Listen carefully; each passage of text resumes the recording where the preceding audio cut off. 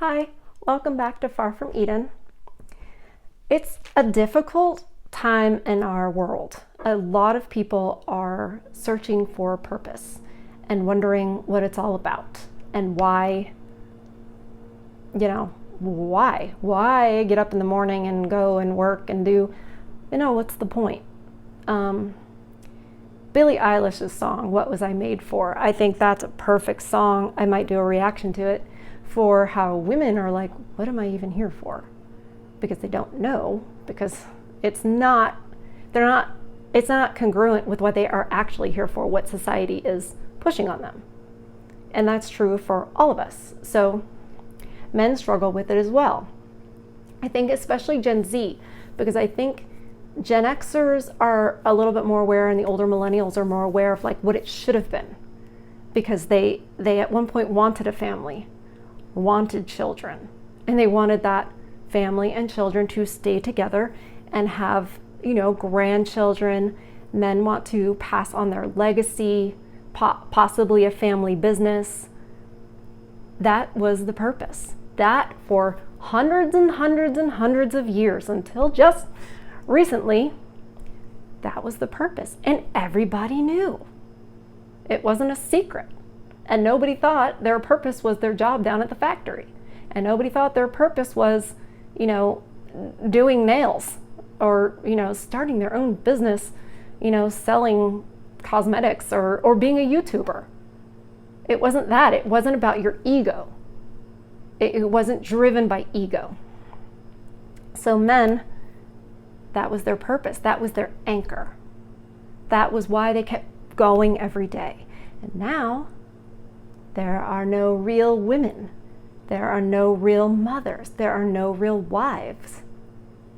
Women are interested in pleasure, their own experiences, their own this and that and the other. And I know women will watch this and go, yeah, no. Are women happy? What are the results? Well, as Pearl says, look at the outcomes. We're on antidepressants. We're miserable.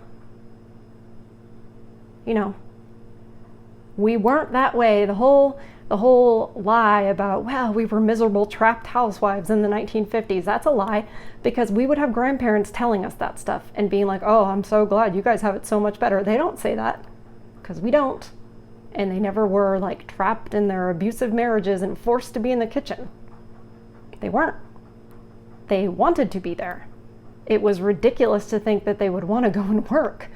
Like, why would you want to go and work when you can be home? I mean, it's work at home, yes, but you're home, you're safe, you're cooking, you're keeping your space clean, you're decorating, you're taking care of your children, you're spending time with your children, you're teaching them. That's what women used to want to do, until propaganda started, just like the serpent, started saying, don't you want to do this? Don't you want to have this? The men have it so nice. Look at, he's got an important job. Don't you want to be important like him? Just like the serpent talking to Eve about the fruit. And she's like, oh, wow, yeah, so God's been keeping this from me? And what did we say?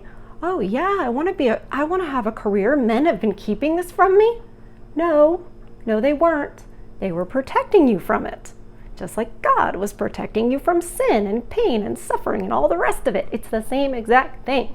Anyway, so women have lost their purpose.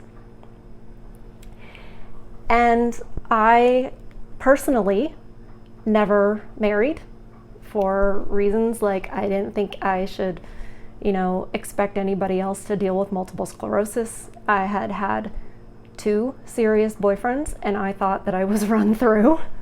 So I mean, that might be TMI, but I'm here for the truth. So I think you should know who's talking to you. I'm not just like a reporter on the facts, like this is me. So I thought, well, I have nothing to offer. The problem was, it was really their decision if I had something to offer, and I was selling men short by saying like, oh, they don't want to deal with this disability, etc. I was afraid.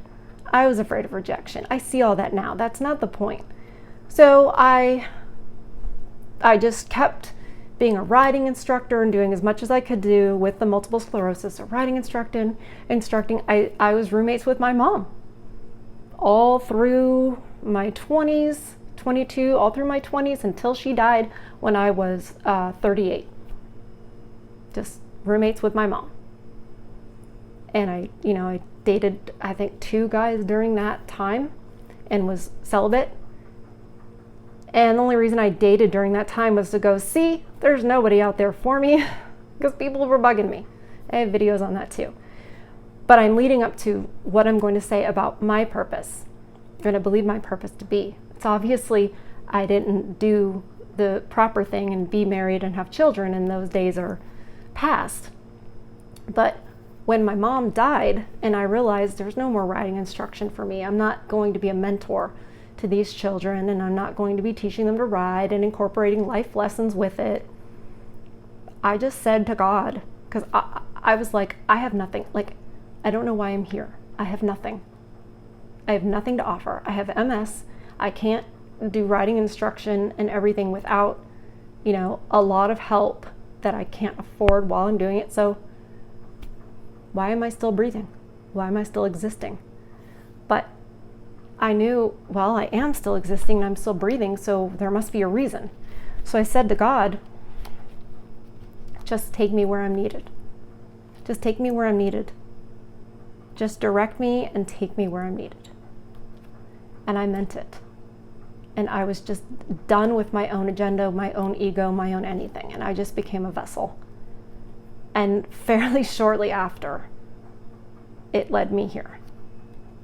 Learning about all of this and talking to you guys and having personal experiences that you cannot believe the things I have seen just because I have MS and I've lived with different people and I've gotten to see the dynamics in real life. And it's like nobody has seen this in real life and studied this like I have. It's bizarre. It's like beyond me. But it became my purpose. And that's how I got here. And I feel for the men out there who their purpose was their family, and that has been taken from them, and they're struggling to figure out, well, what's it about? Why? I can tell you that I don't know for you specifically, but I know that if you're breathing and you're still existing, there's a purpose.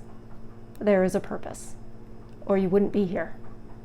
So you have to just keep breathing in and out and keep existing, being the best you can be, and you'd be surprised what will come along that will be for you to lend your specific talents and passion to it. And at first, you're probably going to feel like you don't have any talent, you don't have any passion. That's okay. It's okay. You don't know why you're here anyway. You don't have to know. You don't have to know. Just keep one step after another. If what you have to do is just keep reading Jordan Peterson every day, keep reading the Bible every day, your purpose is there. You're here for a reason. I never knew when I was growing up, and I didn't know that careers were really not something for women, but I thought that was what was expected. What I wanted to do, and what I actually prayed for when I was little, when I was even in high school, I wanted to be a muckraker. I wanted to write about the injustices going on in society and bring light to them and help people. And as someone said to me lately, can you imagine, did you ever think the muck you would be raking would be this? No, I didn't. But I kept breathing in and out. And years later,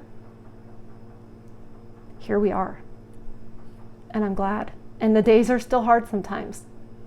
But we're still here. And we're dealing with it. And we're calling out the truth. And we are all needed here. There is something for all of us, even if we don't see it yet. I believe that 100%. I know it's true for all of you. So I want you to remember that every single day. You don't have to feel it. You don't have to even know it. You just have to remember the truth. Be well. Care about you guys.